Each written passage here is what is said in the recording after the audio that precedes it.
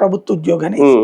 అంటే డిఏలు గానీ వీళ్ళు చెప్పిన ఇవన్నీ ఇవ్వకపోవడం వల్ల ఏంటి నష్టం? వాళ్ళు ఫీల్ అవ్వాలి, అది మనం చెప్పలేం కదా. ఇప్పుడు ఎట్లా ఉంటదంటే ప్రభుత్వాల ఆలోచన, ఇప్పుడు జగన్ టైంలో కానీ వీళ్ళు ఏముంది, డిఏ కరువు బత్యం. అవును, కరువు బత్యం అనేది ఏమి ఇస్తారు, కేంద్ర ప్రభుత్వం టైంలో ఇచ్చేస్తుంది, 6 నెలలకు ఒకసారి ఇచ్చేస్తుంటది, శాలరీ హైక్స్ అది ఇది కూడా ఇచ్చేస్తుంటది.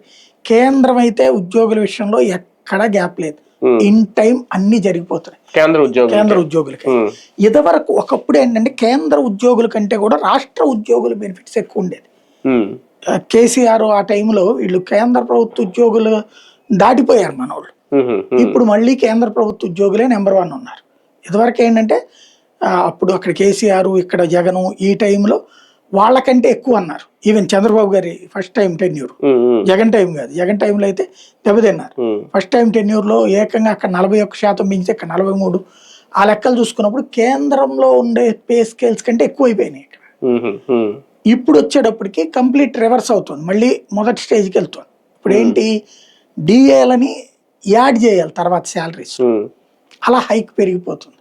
ప్లస్ మళ్ళీ పిఆర్సీ అమలు, ఇవన్నీ లెక్కలేసినప్పుడు ఏంటి, అధికారంలో ఉన్నటువంటి సందర్భంలో తొలినాళ్లలో ఉద్యోగుల సంఘాలు సార్ ఇదేముంది సార్ 2% సార్ అట్ట అయిపోద్ది సార్ అంటే, చీఫ్ సెక్రటరీలు కూడా వాళ్ళు కూడా ప్రభుత్వ ఉద్యోగులే కదా, అవునవును సార్ అని నివేదికలు ఇచ్చేసేవాళ్ళు, నడిచిపోయేది ఒకప్పుడు. ఇప్పుడు అట్లాంటి సిచ్యుయేషన్ కాదు, లెక్కల ఈయన బాగా పండిపోయిన ఆయన కాబట్టి